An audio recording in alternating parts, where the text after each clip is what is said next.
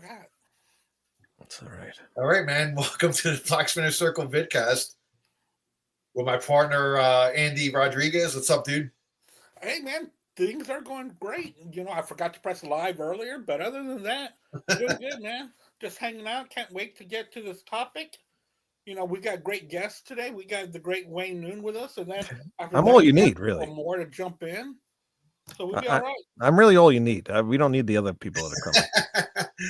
Yeah, Wayne Noon from Rap Review and drummer of Severed Angel, who has a new album. Is it out yet or no? It is not out yet. It's March 28th. It'll be out, and you All can right, get cool. it through No Life Till Metal Records, or you can get it through the severedangel.com website. And yeah, it's gonna be fun. The first single is out though, so they can go check that out on YouTube. Yeah, that's great. And this is your third album? Third album, yeah. Yeah. Hey, Cool, Wayne, I really aren't.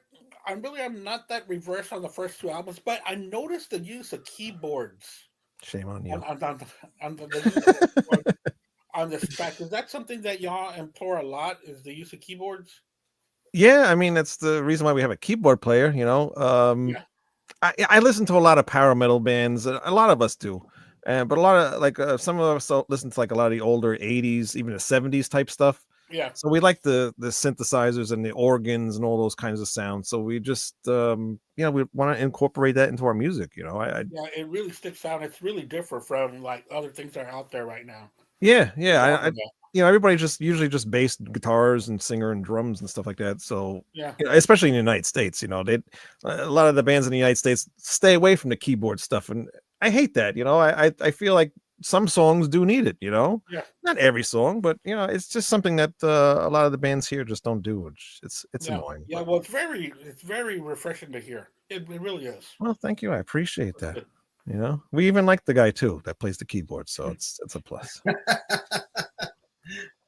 You're keeping him around, right? I think he'll stay. Yeah. Actually, yeah, he's very, very good. And he's written a lot of lyrics and helped on a lot of stuff too. So he's got a lot of ideas. He loves doing it. I got his band in my pile of CDs for tonight's show. His other previous band, yeah. Oh, okay. But yeah, he's a really good guy. They're all good guys. We all like each other in this band. Oh yeah, I've met a couple of y'all. Y'all are really nice guys and very educated in y'all's music and y'all's stuff. So yeah, we're all into music. So music nerds, it's like that's what we do. Exactly. Yeah. Although I noticed, like as I get older, I'm not as much of a music nerd as I used to be when I was younger. Like when I was younger, I would look at the album artwork and look at the dates and look at the lyrics and all that stuff. And now I just don't have time to do all that. But I still collect. I still listen. So at least I have that. Can let me ask you guys something, man? As like music guys that we used to look at the liner notes and all that. The one thing I always look for in liner notes, I don't know if you guys ever did or not, it was when you read the liner notes, if you saw them, I always try to look for them shouting out other bands. Yes, like yes, yeah. Like who's this band like friends with? Like who are they? What other bands are they friends with? You know, like the Crew. I'd always see them shout out like Rat and like Night Ranger, and because they were all with each other and shit. So it was like this is before the internet, so you didn't know any of that stuff unless you read magazines. But the liner notes really was the ones where, I guess they would shout out bands that they toured with and then they were like friends with and stuff like that. So I always used to look for that stuff. Then you would go seek out the bands too.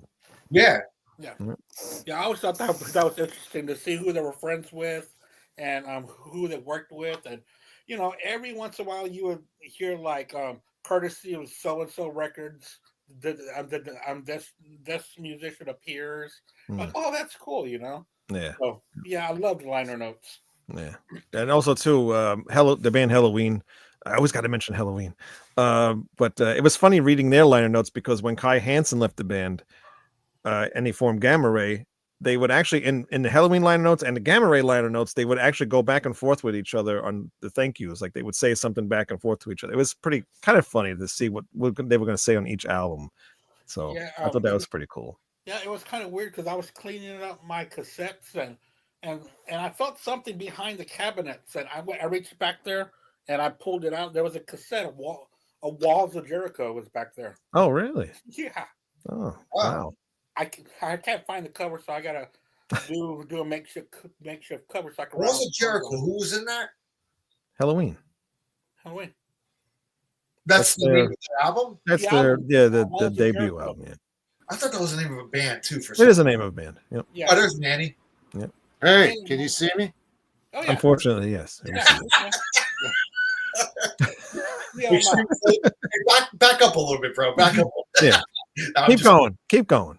Actually, put a blanket over your head, or a paper bag. About it. Hey, Manny. It's nice for you to join us. Thank you for being here. Yeah, we got Manny. What's up, Manny? Like, I don't see this fucking guy enough. Yeah, no kidding. I know you live near him. Yeah, we go to shows together all the time. Yeah, we do. So here's one of the things I bought today. Ted Nugent, Spirit of the Wild. There was remember this album? Yeah, I got the CD of it. Yeah, I do too. But this was Record Store Day one, and they had 2 extra songs on it. Guns, which are about these, and Fan the Flame, which is written about Wayne because he's always stirring shit up. And then there's Jethro Tull, Storm Witch 2, which apparently was a Record Store Day off the box set. That is a Record Store Day thing, yeah. Yeah. And let's see if you guys like Fugazi. Oh yeah. Yep. I never had this on vinyl. And Grand Funk Railroad. Look at this. Oh yeah, that's a great album. Yeah, but look at the cover. It's like, all right, guys, hold these trains because your name is Grand Funk, and you hold the clock because you're on time, and smile. And none of them are smiling. Wow. Interesting. Royal Court of China. I just bought this because they're on an Alice Cooper tribute album. Look, I mentioned Alice Wayne. And, I already mentioned Halloween, so we're even. But I don't know anything about them, but I'm going to check them out. And look what they reprinted on vinyl. Oh, yeah. Yep. I had a lot of reprints of that. But they got destroyed in the flood, and so I never seen it on vinyl. You got it on vinyl, Wayne? I don't have the vinyl. I have like 2 different CD versions of it, though. Oh, but Hell's Headbangers. Not really named Tyrant? No, Harry Conklin. Well, Harry Tyrant Conklin. The Tyrant. Yeah, that's his whatever you call those alias names or whatever. That's also what they called Richie Blackmore. All right, and Humble Pie Smoking. A great one. Yeah. And look at this, man. I've never seen this before. Creator. Oh, yeah, that's Crushing Rehearsals 85. You seen this, Wayne? Yep, I saw that, yep. Has this ever been on CD? No, that's just released on vinyl. Very well, recently. Look at this label, HR Records. I don't even know. Yeah, that's the same record label Jag Panzer is released. Yeah. The thing. And, that's High Roller Records. High Roller. Oh, is that what that is? Yeah. One of my favorite bands of all time. And for some reason, I thought this was produced by Rick Ocasek of the Cars, but I was wrong. I know he produced one, but I thought it was this one. But this is my favorite one by these guys. Anyway, you bought all those today? Yeah. Well, you know, I'm a great dad. Well, I take my kid to go see his, to do his band thing, and we stop at the record store. Well, and then Dad wonders why he has no money. Because I don't have a rich girlfriend. That's why. The prices of today's vinyl, and you're buying all that vinyl. Well, I get good prices from. Don't you need to buy a car? Dude, I can't buy a car right now. It's all, I have to get this done again. Sell all your vinyl and buy a car. Hey, dude, I could buy like 10 cars if I sold all my vinyl. Dude, I can't think of 2 albums by 2 bands, so you guys are gonna go first, and I'll just make something. What are you on the show for? Because I heard you were gonna be on, and Wayne, you're so handsome that I have got to be on every time you're on. I did shave. Oh, Ralph said send him a link. Did you send him one? Oh yeah, I did. Are we showing our stuff that we bought? Because usually we go through that. Yeah, go ahead. Now I'm jealous. If you want to show anything, I got these 2 Rat albums the other day. I thought you hated Rat. I did. I changed my mind. Okay. All right. I'm allowed to change my mind anyway. The new Dream Theater. How is that? Oh, you haven't listened to it. I haven't opened it yet. I just noticed. I haven't even gotten that yet. I posted about this the other day. I got a bunch of AFI CDs, and most of them were scratched, which they're getting fixed, by the way. It was only $2 to fix them, so I'm waiting for them to come back. I was really surprised you're into them. I like AFI, but they're pretty good. Yeah. They're pretty good. I I know, like but a I lot of never the hear newer you stuff talk about pop punk or whatever the fuck they because call I it. just forget about them. All right. All right. This is a band called the Escapologists. This is Jason Bieler from the band it's Saigon Kick. one, right? What the hell is the name of that band? The Escapologist. It's Why Jason do they call Bieler. it Jason Bieler. Jason Jason- Bieler. It is called Jason Bieler, the Baron von. I can't pronounce that. What the why? The, Why the is album it is called Jason because he's a Bieler? weirdo. He's a weirdo, man. But this is his new album. It sounded pretty good. I heard it on Facebook. Very You know? progressive. Yeah. We did a show on Almost Human Live the other day about Deep Purple, so I went and bought this Deep Purple box set. Wait a minute, you Which bitched one? about Deep Purple when we I were. did, and then Did you started change listening your to the mind songs. like a I sane person? changed my mind like Rat. I like Deep Yeah, Purple. but Deep Purple. What box set is that? It's got all like the early albums. Oh, okay. Let's see, the complete albums 1970, 1976. Oh, so it's the Warner Brothers stuff. Okay. Yeah.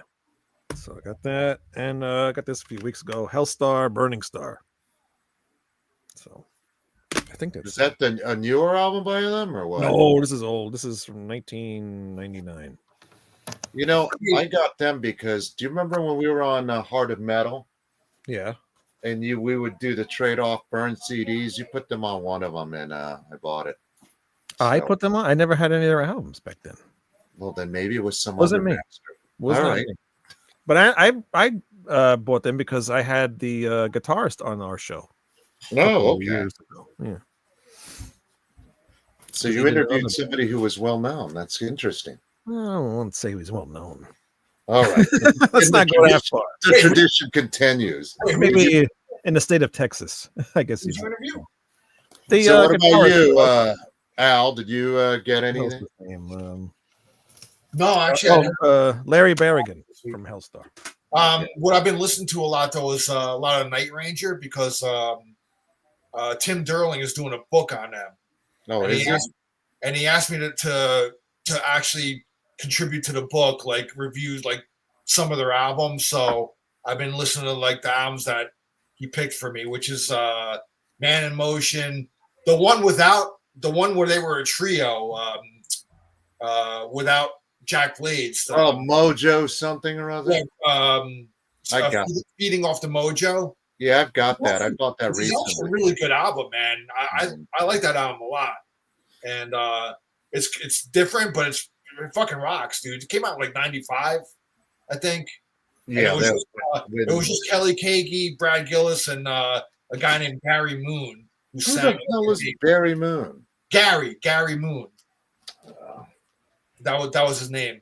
No I've relation. always seen that CD in the stores, like in the '90s, and I never bought it. I bought it at Sound Exchange like a year ago. And, Yeah. for Have you like ever- I liked it. I liked it. Yeah, it's good, man. Yeah. Um, I watched Tim Derling, but I've never met Tim Derling. So yeah, he's written a couple of books, a Kansas book, a Sammy Hagar book, what's the other ones? A-Track, that I remember. The 8-track one. Oh, and Y&T. Yeah, Y&T. Wow. So now he's doing a Night Ranger book. He's writing one. So he asked, I think, Andy, did he ask you as well? Yeah, I Okay. did 3 albums as well. How come Which me and ones- Wayne don't get asked anything Which like this? albums did you do? What? Wayne hates Night Ranger. No. Well, that's a, yeah. On the debut one. Although next week I'll probably have all their albums. Because we're talking about it. Yeah. Yeah. On the debut one. Although Here's Mary Ralph. There he is. What's up, Ralph? Hi, everybody. Hi. Hey, Hello. The new music room. Look at that, man. He Look at just that. got here and he's got to get up already. Hey, this is an exclusive, man. This is the first time my music room's been on the interwebs. Well, shit, man. I'm Oh, wow. honored. Man, dude, that's cool. it looks Yeah, fun. because I've been very busy, so I made the music room. Then I had to go spend some days somewhere, That looks- and now I'm back. Yeah, it looks great, dude. Yeah, Awesome. really cool. Fine. Thanks. I'm very happy with it. I saw the pictures. It looks very, very cool. So that's not your entire collection, though, is it, Ralph? Yeah, it is actually. Wow, that's it, huh? Yeah. No, All right. You know what's weird? It looks smaller than it is. What you Right. see. This room actually expands after you see where it ends in my collection, it expands. It's like fucking 20 feet long, you know? So as you add on to it, you can put more shit in there. Yeah.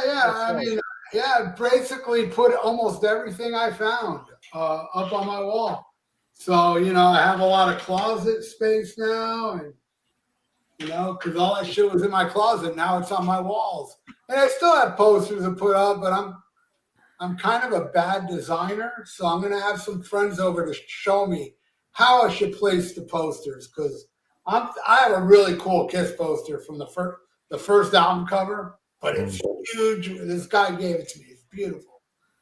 I want to put it there, but I think it'll look funny. And plus, the painting he gave me doesn't have the wire, so I can put it up. You know what I mean? So Yeah. the wire. But I got to get like somebody over here. You know, Gotta get some frames, put them in frames, make them look nice. I'm gonna have to really think hard if I have any gay friends, because gay people are the best. They're the best interior decorators. Oh my God, I'm trying to think. Who do I know that's gay? I mean, somebody that lives in Florida, not like Wayne, who's very. Yeah, no, I'm way too far. Yeah, I'm talking about down here. You know. Although if you can wait a few months, I'll I have nothing to do. I'll be home. Gay, but I'm the exception to the rule. I'm not a good interior decorator. So. Hey, in case you're watching, you're from South Florida and you are a Tinkerbell, get a hold of me. Let's hang out. Dr. Fuck, man. Fuckalicious over here. Get in touch with him. Almost Human channel. Go on one of his videos and make fun of him or something. I don't know.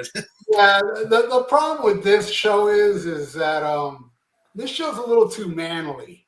There's no gay friends of mine watching. If I was on Mark's podcast, I'd have a better because he's got a large gay community. So if I was on his show, you guys are too manly. I'm wearing a shirt where a guy's gay in the band. Is that close enough? Oh, and look at me. These guys all turned gay after the second album. I can say right now, this is a band that only brings two albums. Fuck all that crap that came after it. Hey, Al, it turns out I already have this. Do you want this copy? What, the humble pie? Yeah. I already have that too. Okay, well then I'll give it to someone else because I already had it. It turns out. All right. Yeah. All right. So that happens. You know what I do now is when I go to record stores, I literally go in my Discogs. Yeah, you have to. I have it, and there's times, man, I'm like, I have it, you know, because there was so many, man. I got like 2 copies of Headhunter, 2 copies of Raven Life's a Bitch, 2 copies of so many different albums, you know. Yeah. I don't remember buying them. I'm at that age. I'm 60 years old. I just turned 60 years old February. Believe me, man, my mind was shot when I was in my 30s. Imagine now, it's horrible. It's horrible. I'm going to be 55, and so I'm. You're a baby. Yeah. 1970s, baby. You were born in the 70s. I'm hardcore. I'm the 60. I'm hardcore. I think you're the oldest one here, right? Yeah, I'm chasing you guys. I'm gonna make it to death before all of you. Hopefully, you make it to the end of the show. What are we doing? Yeah, what are we doing? So we're naming off bands. We're doing top 10. If you have top 10, no, I don't. I didn't have enough time. I grabbed a couple bands I know, but whatever, man. You can name. Yeah, this is like for some people, it's like just kind of spur. And Ralph, thank you for coming on. I know. Yeah, thanks a lot. I know you.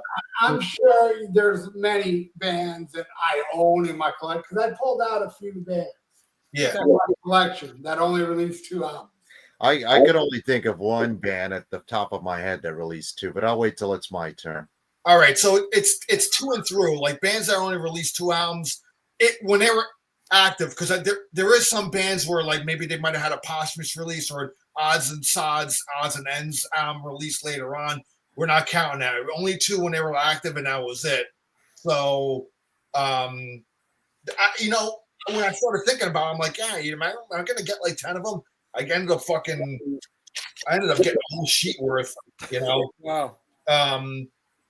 Because for me, like I started thinking of bands, I'm like, you know what? This band has an offshoot band. There's somebody in the band had a side band. They released like only 2 albums, shit like that. I started like kind of thinking like that, and it was like plenty like kind of like that were coming in my head then. So, but yeah, man. I mean, we don't have to name off 10. We'll just go. It'll just be like shooting the shit tonight, bro. Just Manny only got 1, man. I got like 5, I think. yeah. So I'll do your homework. I'll pawn off some of mine to Manny since you know. I've got my one that nobody will get, but it's a side project. But you know what? I don't care, man. Some will come to your head as we're going through. I think some will come to your head. I bet. Anyway, Dude, I'm like 90 years old, so good luck. Anyway, all right, Wayne, you can start off. We'll go to Manny, Ralph, Andy, and Meg. Well, all right, we'll start with this band, Force of Evil. Oh, they were the offshoot of Merciful Fate. I own those, but I didn't think. Who was in the band, Wayne? Sherman, right? They got 2, right? Everybody in Merciful Fate except for the singer, King Diamond. But Denner Sherman. Denner Sherman. Denner Sherman and it's Hal Patino. No, but I'm talking about the one with Sean Peck. That was 2 albums. That's a totally different band. But that's 2 albums. 2 albums. Yes, yeah. Yeah, so there you go. I have those 2 as well. But the guy Martin Steen, he's also in the band Iron Fire. I think. It's Iron Fire. That's the band that has a singer that sounds like Vince Neil. Yeah. Why would anyone want to sound like Vince Neil? I have their CD. It's hysterical. But I really wanted this band to be good because it was Merciful Fate without King Diamond, but I just don't really care for these albums. How are they musically? Were they like similar to Fate? It's very similar to Merciful Fate. It was decent. I like Denner Sherman more. Yeah, I think so too.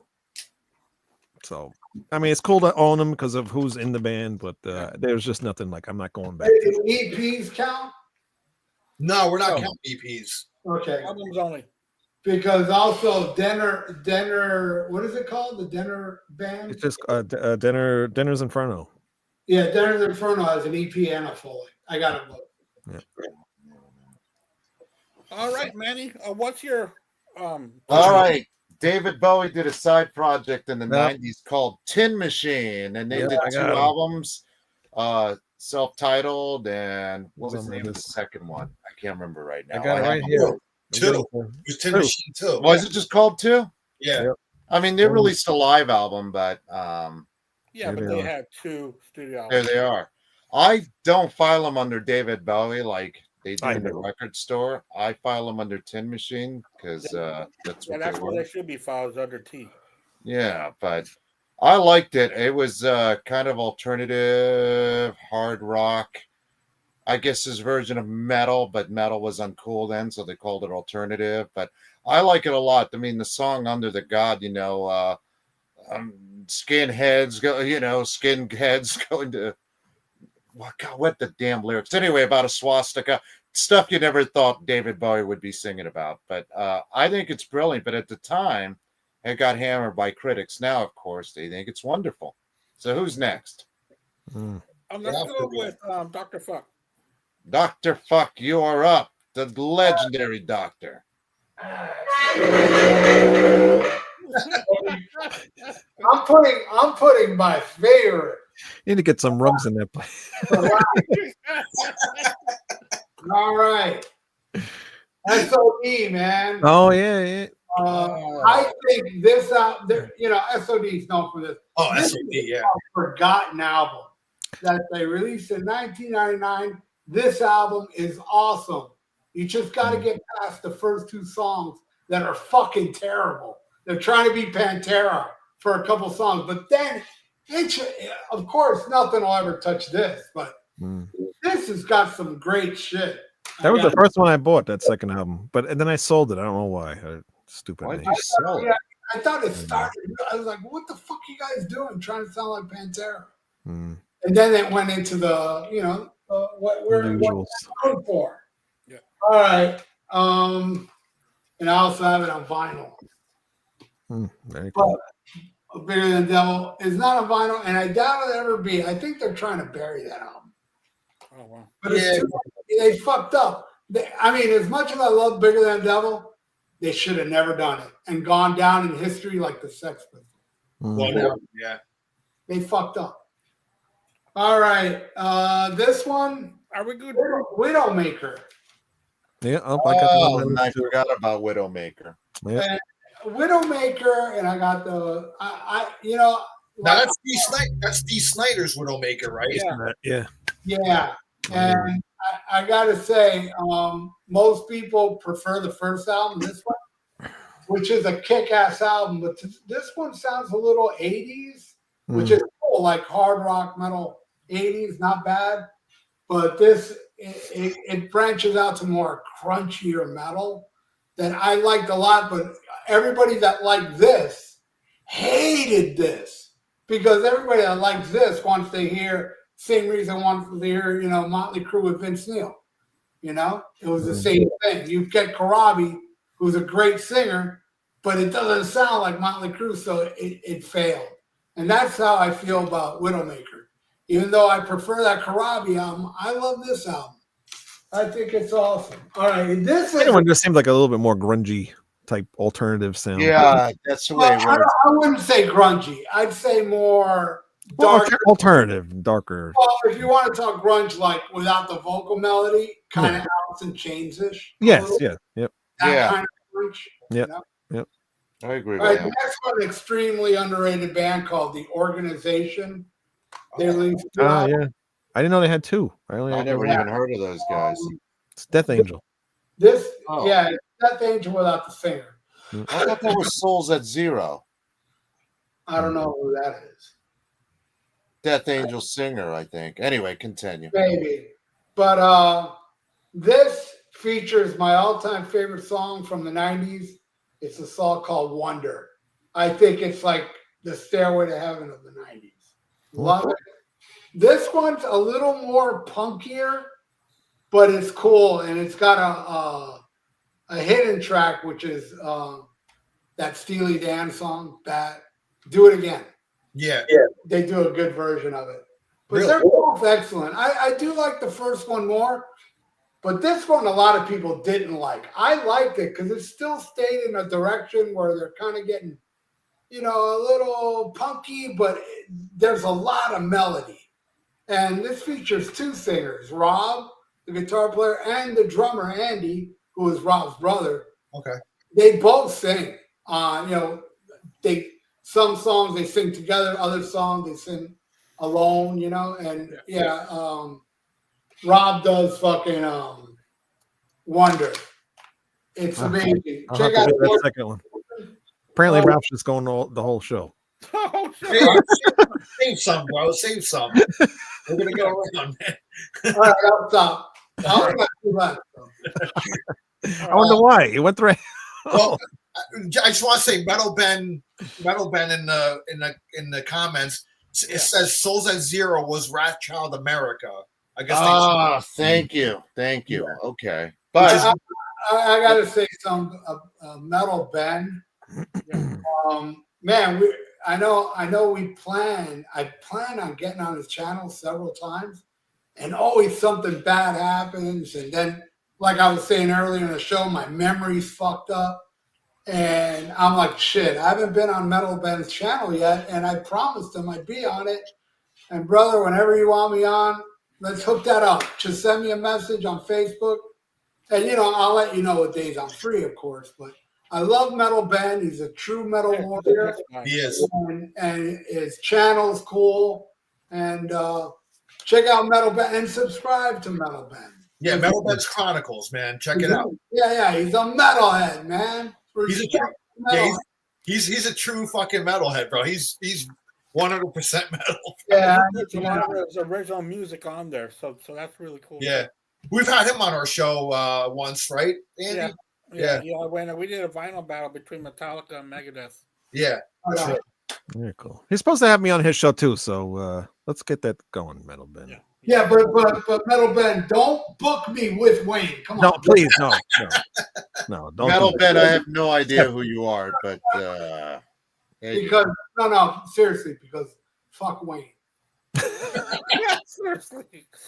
All right, Andy, go ahead, man. Yeah, I'm gonna go. I guess we're gonna do 3 at a time. I don't know. Wait, we just fucking just wing it. Do what you All go right. for. All Do right. half of what you got, I'm gonna Andy. start Half. off with this this great band from the 70s named Naz, Nazz. Yeah, I've heard of them. Yeah, they're very well known because Todd Rundgren is in this Oh, band. the Nas. That's Yeah, it. yeah, the Naz. They make 2 albums, Naz and Naz. I could be wrong, but I believe I have a bootleg of Cheap Trick covering one of their songs. Oh, really? Yeah, yeah. That you can hear. You know, if you're on YouTube, type in Cheap Trick Nas cover. Yeah, they came out like in 68, 69, but they only made a couple albums. They did make a third one, but it was just outtakes. Oh, So, I don't count. I've got the first so I one. played this one. I bought the first one, Andy. Yeah. And the reason I bought it, Wayne, you know I'm going to do it. I had read that Alice Cooper's band was called Nas. So I thought, my God, is this a demos or something? Because I remember seeing it. And nobody on the band, of course, looked like Alice. But I thought, well, you know, maybe, I don't know. But I bought it, and then I turned it around, and it's Todd Rundgren or whatever. I thought, I didn't even know he's a musician. I thought he was just a producer because of Meatloaf. He's got a lot of albums, and he also fronts Utopia. Yeah, I didn't know that at the time. He produced Cheap Trick's Next Position, Please. He produced that? Yeah. Wow. He also did a Meatloaf's Bad Out of Hell. That's what I know him from. Yeah. Yeah, that's what I know him from. But he was the producer to go to there in the mid 70s. Yeah, but all his artists are very different. I mean, he just mentioned Cheap Trick, Meatloaf, Nas. That sounds like actually that's almost the alternative rock of the 60s if you think about it. It really was. It was very different.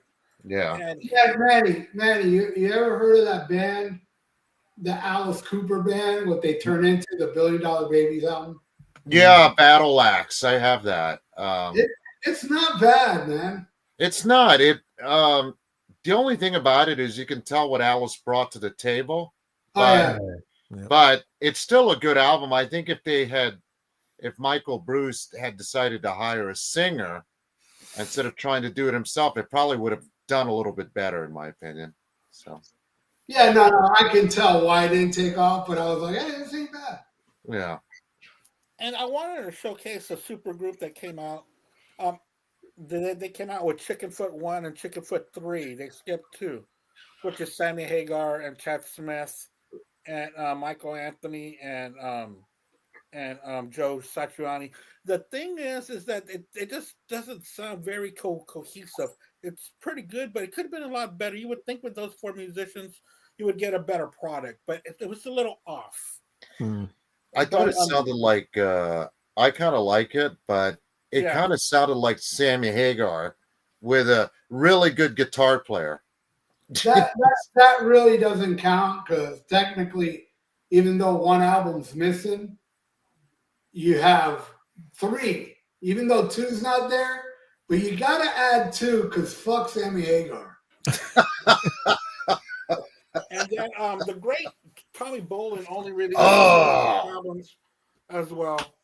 Yeah. Oh, I didn't know Tommy Bolin only did 2 albums. Yeah, that's all they did after Purple. He only released the two albums, Teaser and Private Eyes. I remember, man, in the 90s, they released a vinyl box set of Tommy Bolin. And you don't have that? It's called The Ultimate. You don't have that one? Got that. No, I don't have it. It's really good, but Andy could probably speak about this. In the 90s, that was so successful that his estate released tons and tons of. It's hard to keep up. There's at least 12. And just the demos alone, apparently Tommy Bolin was like Jimi Hendrix. The guy didn't sleep. I mean, there are tons of demos of him doing Wild Dogs acoustic, him doing Wild Dogs electric, him doing Wild Dogs acoustic. And I'm just using that one song, and it's incredible. You know, tons of live material. And just a few months ago, I was able to find Zephyr, the album that he first came out on. Zephyr was a band out of Colorado, and he was like 18, like 17 or 18 when that came out. Yeah, because I haven't Candace seen- Givens, she died, or Candy Givens, the vocalist. Yeah, She had, yes. yeah, she She drank. died in the early 80s. Yeah, she died in the early. She was one of these that was a party girl, and you can tell that she was very influenced by Janis Joplin. Big time. Yeah. Yeah, and Yeah. and Tommy Bolin was already doing this kind of weird jazz progression that he would Yeah. later do with Alfonso and Corbin, Really Cobham's son. Sorry, Probably. and anyway, she drank too much one day and literally drowned in her bathtub. You can't make this stuff up. I Yeah. mean, Yeah, she was only in her mid-30s, and I man, know, that but voice of hers was fantastic. yeah. But I Yeah. can't imagine getting that fucked up that I can't Where even get you out of a can't get up. bathtub. Yeah. You know? But I like that was my I like that Billy Cobham album. He's on Spectrum. Spectrum. Oh, Yeah. Yeah. That's a great album. A great female young singer that died in the 70s. I don't know if I get her last name. Sandy Denny? Is that her name? Sandy Denny, yeah. Oh, yeah. Fairport Convention. What a voice. And she sings on Led Zeppelin's Battle of Evermore. Yeah. Right. Right. What a voice on that woman, man. Incredible, yeah. She got it. Yeah, She it's died incredible. early too because she died in the late 70s, but she had a lot of mental issues, and she kept on with the drugs, and the alcohol didn't help at all. For Well, her falling down personality. the stairs definitely didn't help Yeah, either. But yeah, for her falling down the stairs really was a bad thing for her. All right, Al, your turn, man. All right, this is an offshoot of like King's X and Dream Theater, a band called Platypus. They had only 2 albums. I have this one, I have the other one, but the other one's packed away in my storage unit in my box of CDs somewhere. But they only had 2 albums. They had John Mayung, bass player from Dream Theater, Derek Sherinian, who was also in Dream Theater, keyboardist, Ty Tabor from King's X, and Rod Morgenstein, who was in Winger and the Dixie Dregs. Yeah. They recorded as a 4-piece and did 2 albums. Then Derek Sherinian left, but they changed their name to Jelly Jam, and they ended up releasing like 4 albums under that name. But under Platypus, they only had 2 albums. It's really, really cool. I mean, if you like King's X, if you like a melody with like kind of progressive, tendencies and stuff like that, it's good stuff. So Platypus is one of them. This is an offshoot of Journey. Was a band called The Storm. oh, Yes, with Jeff Scott Soda, right?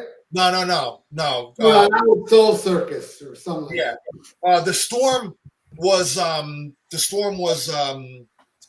Journey's original keyboard player, Greg Raleigh, Steve Smith, and Ross Valerie with another guitar player and a singer.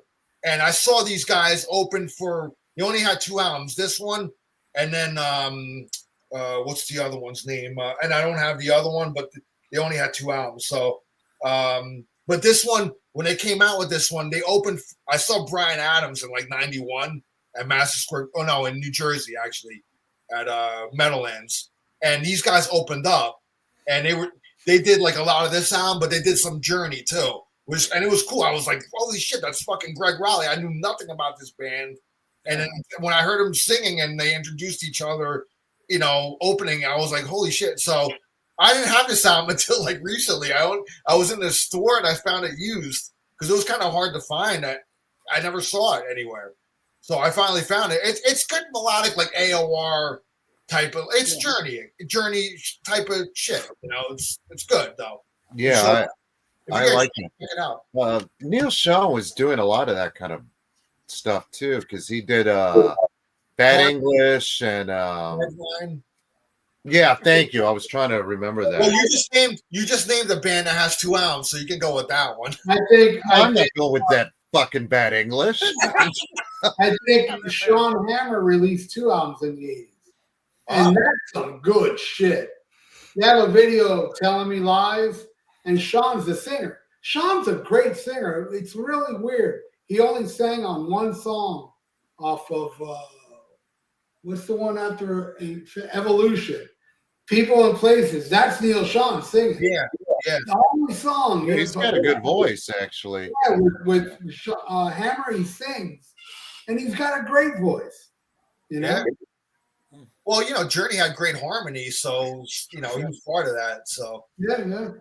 I'll go one more. And let's see what I'm gonna pull out here. I didn't really fucking number these either. Oh, this is an offshoot of The Doors called Butts Band. Oh, that's shit. I love The Doors, but that was horrible. Butts Band. Look, Butts, see Butts.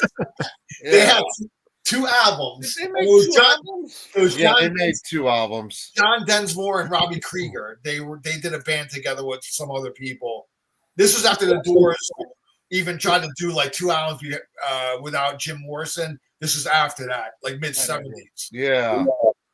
And they only had 2 albums too, so wasn't really that great, but it's it's all right. It's okay, but you're called the Butts Band, and you sang with a god, and you decide to form a band called the Butts Band to prove that you're mere mortals. When you sang with a god, you don't form a band called the Butts Band. The Butts Band. Yeah. Very I stupid guess so name. that They were trying to. I'll give them credit for one thing, not the name, because the name sucks, and not the singer, because he sucked too. He was so horrible. I wish he had joined Jim in the bathtub. But but they were trying to do reggae before it was popular. They were trying to incorporate reggae in there. Unfortunately for them, they were a little too white, but they tried. Well, the Police did it good. That's true, but the Police didn't call themselves the Butts Band. All right, Wayne, go ahead, man. Why don't you do a bundle? I'll do a bundle. The band Hell, they released that. They were around like back in the 80s, but I think they only released a demo, and then Andy Sneap got them back together to re-record all those songs from that demo, and then released this album, and then released the second album. Very good. They're both really, really, really, really awesome albums. But What's the name of the band? Hell. The band's called Hell. Hell? Hell, Hell. Doesn't You would like Andy these Sneap guys. play I think you would guitar really on like that? Yeah, he plays guitar on both of these albums. Yeah. I can't listen to shit like that Why? because it offends me and my Savior, Jesus Christ. Oh. Jesus Christ is my nigga.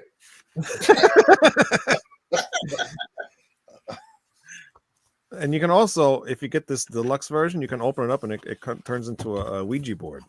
So if you're into that stuff, you can get the Ouija board. Oh, No, you don't want to do that either? you're going straight to HE double hockey sticks. You guys are going to hell while I'm laying on a cloud with hot chicks feeding me grapes for eternity. So here we are, look down at you guys burning in hell. Did y'all ever try that when y'all were kids, the Ouija board? Like, for real, did y'all ever try that? No.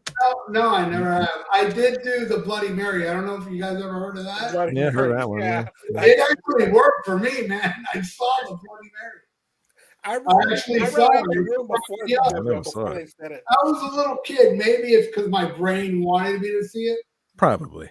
I would say For those that don't know, you go inside a closet, you close the door, and you stand in front of a mirror in the closet and say Bloody Mary over and over again, and she'll appear. And I did it over and over again, and I saw like a shape of red, and I got the fuck out of it. Well, Andy at a party as a I ran teenager. out that room before we reached 5 times. I said, "No way, I'm out of here." Andy, when I was in my 20s, we cut some cocaine on a Ouija board. So I conjured up quite a few spirits. It was wonderful. I bet those spirits were happy. Yeah. I'm sure they were. And this goes back to earlier, Manny, when you were showing Jack Panzer albums. This is a band called Titan Force. Ooh. They have 2 albums out. And the Tyrant is on these albums. He's the vocalist for these albums. Oh, Harry okay. Conklin. Cool. Really good stuff. So if you like Jack Panzer, check that out. This is a power metal band called Majestic. They only released these 2 albums. If you like power metal, you'll like that. Cool. All right, And cool. one more. All One right. more. Okay. My keyboardist had a band before he joined Severed Angel called the Nightmare Stage, and this is their 2 albums here. Pretty good stuff. Who was on this? There's somebody on this album. I don't even remember at this point. I don't know. It doesn't matter. But check these guys out. Nightmare Stage, really good stuff. Cool. It's kind of like Sabotage-ish keyboards, and That stuff sort like of that. bullshit. All right. Good stuff. Yep, good stuff. All right. man. Well, my stuff is in storage, but the band Dust, which I discovered, they had the self-titled album and Heart Attack.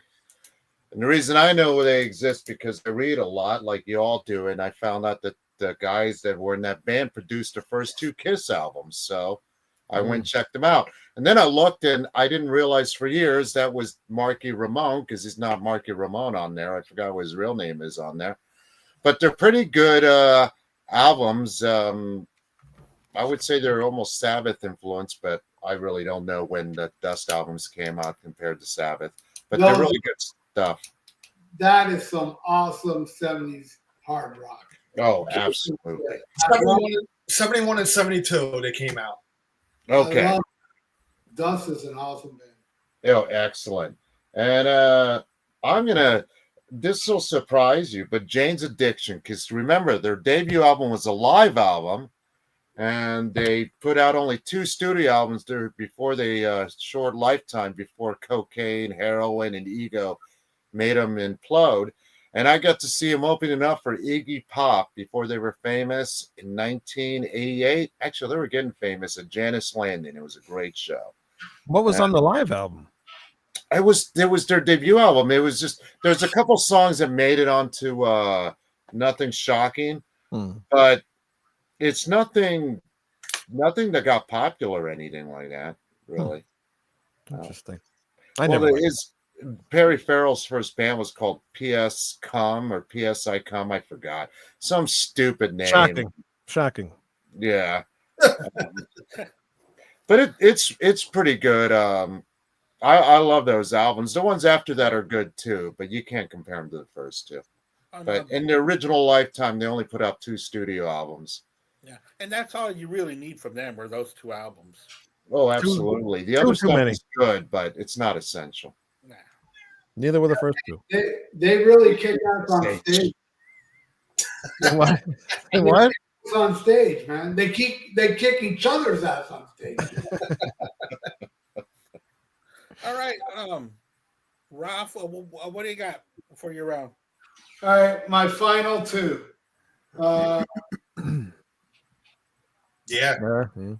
Badlands. Oh, why didn't I think of that? Fuck. Yeah, I'm lucky enough to have the original one. Did you get that like when it first came out? Or you found out like later on? No, I got it later on. Yeah. Now, here's something interesting about this CD copy I got of Badlands. Back in the day, a lot of times you got autographs on ballpoint pens, not Sharpies, right?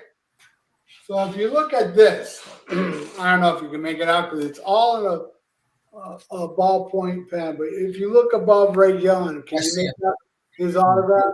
Yeah. What's really weird about this is then later he signed it inside with a Sharpie. Oh, wow. So I have his autograph twice on a CD that's worth how many hundreds of dollars is this worth now? You know, Badlands not signed, but Badlands cannot release their music. Why? Because of Ray Gillen. Ray Gillen infected some girls with AIDS, and the family of those girls, something with them and the record company, they came to some kind of agreement that they can't release it. And I think it was Rock Candy Records re-released the first album, and it was taken down real quick. Oh, wow. So you can't get these albums, man. And let me tell you, man, I know this ain't popular, but there are people that agree with me as well. As much as I love this album and I think it's a solid 10, I like it even more. I just think it's a better album, heavier album, more diverse. The amazing cover of Fire and Rain, the James Taylor song, Fire and Rain. What makes it really funny is that the people at the record company told Badlands to cover Fire and Water from the band Free. Right. And they thought it was Fire and Rain, and they covered it. And when the record company heard it, they go, oh, shit, that's even better, It's amazing. And another real weird tidbit, the last song on this album is only Ray Gillen singing alone. And it's called In a Dream. I think Jake comes in with a little acoustic. Gorgeous vocals.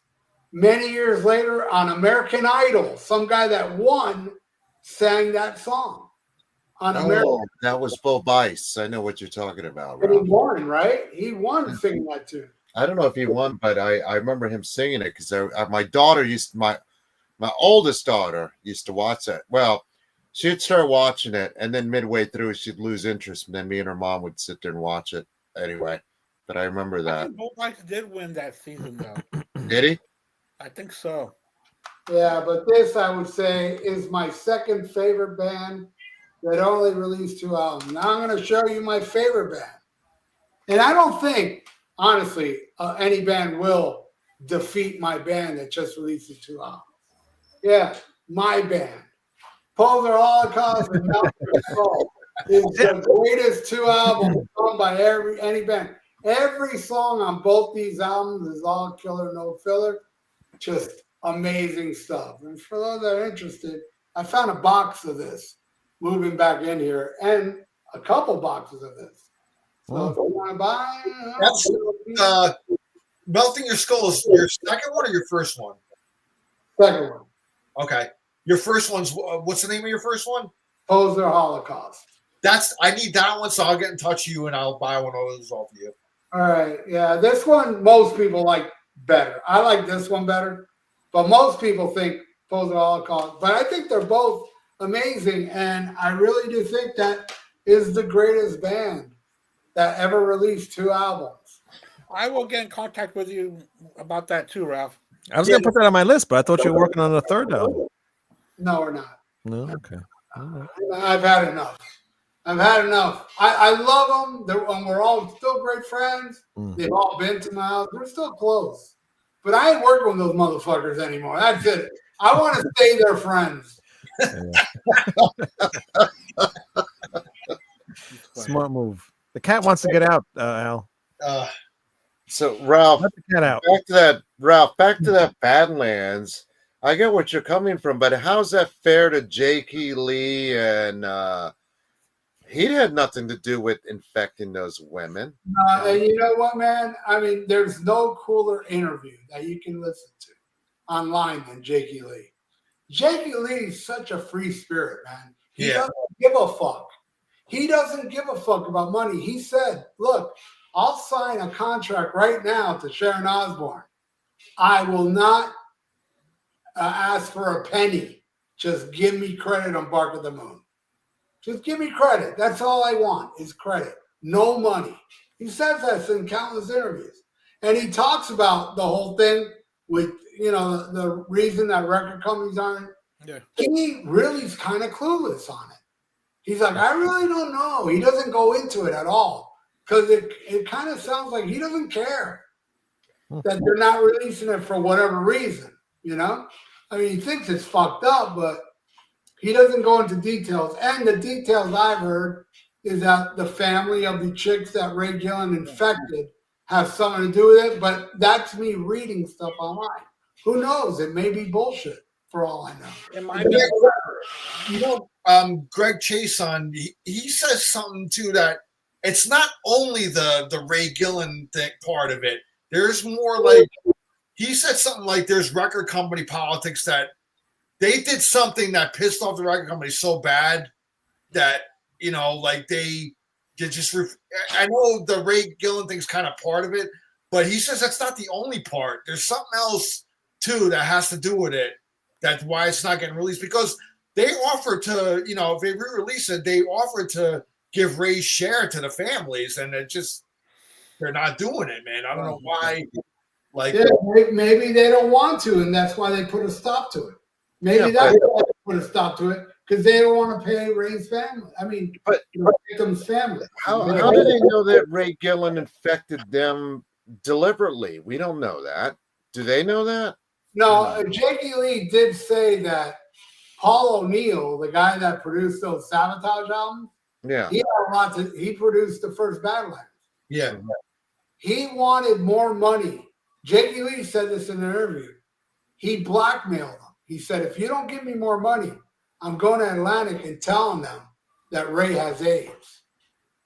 And Jake was like, what the fuck? And he goes to Ray, hey, this guy says he got AIDS. And Ray lied. What? No, I ain't got AIDS. So Jake went back to Paul O'Neill and said, fuck you. I ain't giving you no fucking money. So Paul O'Neill went to Atlantic, told them he has AIDS, and I know that had something to do with the promotion of Voodoo Highway. Especially there in the late 80s. You know what I mean? That should be that sounds like to me should be illegal to blackmail someone for their health. No. That's what he did. AIDS in the late 80s. Jake wouldn't pay him, so he went to Atlantic and he threatened it. If you don't pay me, I'm going to Atlantic to tell him Ray's got AIDS. You know, and I believe Jake, bro. Yeah. I don't see Jake as lying about any of that stuff, man. Oh, man. You know? He's such a cool dude. He comes off really genuine and shit. So, yeah, during the Voodoo Highway tour, I think he said something about they pulled all the tour support. They couldn't, they were, and I actually saw it with my own eyes. They were in big cars, hauling a U-Haul trailer behind them. Because when we went south in Hallandale, all the bands stayed at the Holiday Inn that was smack next door to the place. And yeah, tour buses would always be parked in there. Not this time, man. It was like a station wagon with fucking you, and that's how they did it because they ran their own tour. They got no tour support from the label. Well, did you see Badlands back in the day, Ralph? I saw Badlands 3 times. That's awesome. Wow. I saw them headline the Button. Then I saw them open for Great White and Tesla. And then on the Voodoo Highway, they headlined the Button again. And that's another thing. The first time they headlined the Button, they were in a tour bus, you know? Yeah. Second time, no. Oh, wow. All I know is that guy had a killer voice, and that's all I know. Ray Gillen was phenomenal. Just phenomenal. Check out Sun Red Sun. It's a project he did with Mike Starr of Alice in Chains. Yeah. And I forgot who else. I know there was somebody else on there. But I got that CD. It's good stuff, man. And what's really wild about that CD, there's a song on there, It Crushes. And it was written by Joey Belladonna. And I'm like, why don't they let this guy write for Anthrax? Yeah. I could write a song, you know? Yeah. Oh, well. Yeah, I got this one too. I know this was released after the fact, but this was Dusk.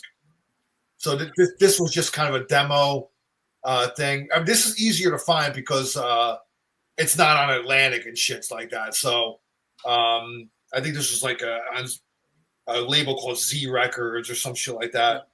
But I found this in a record store in New Jersey when they were going out of business.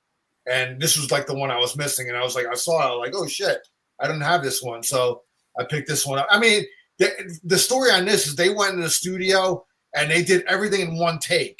If it didn't come out in one take, they scrapped it.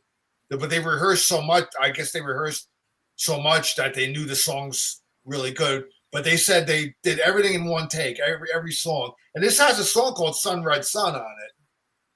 So is that song on that other album that you're talking about, Ralph? I believe it is on that album, a song called. Yeah. There's a song on here, Sun Red Sun, as well. So, but I mean, it's not on par with the first 2 albums, but it's not bad. It's not a bad listen. It's pretty good, you know. Go ahead, Andy.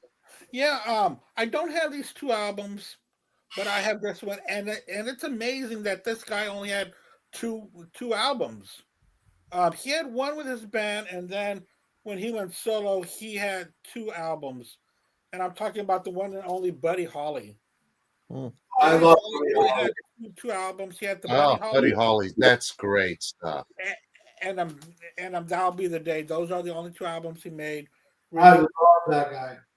Both of them released in 1958. I need to get those. Huh? I need to get those. I got some compilation CD. That's all I got of it.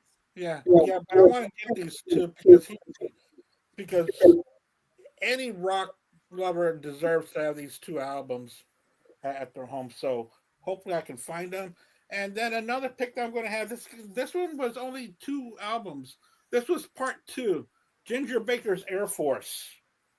That's right. Yeah, those 2 albums. Yeah. It really, really kind of a jazzy rock band with great backing vocals. So that is Ginger Baker from, of course, Cream. And this one right here, this guy only made two albums. I only have his debut, but it's Easy Does It. Oh yeah. and then his second album. That's a classic, that one though, man. That first one. It is. And the second one's a little well, I don't even have it because it was a very hit or miss. But this was so good beginning to end. But the second album he made was where is it? I know that Isn't it like something like a real like oh yeah, it's straight off the streets of motherfucking Compton. Yeah. Was the second one. But this one was so good. This Easy Does It. That one came out before the NWA album, man. Yeah, I think this. No, I was gonna say that this had the original Boys of the Hood, but NWA and the Posse also had Boys of the Hood on it. Yeah. But Easy E. Go ahead. NWA only had 2 albums too. Had 2 albums too, yeah. Yeah. So I'm gonna go with Syd Barrett. He only released 2 albums solo. Yeah. You know, and David Gilmour helped him with those 2 albums. The Madcap Laughs and just Barrett. I don't have physical copies with me, man. They're in storage, but they're weird.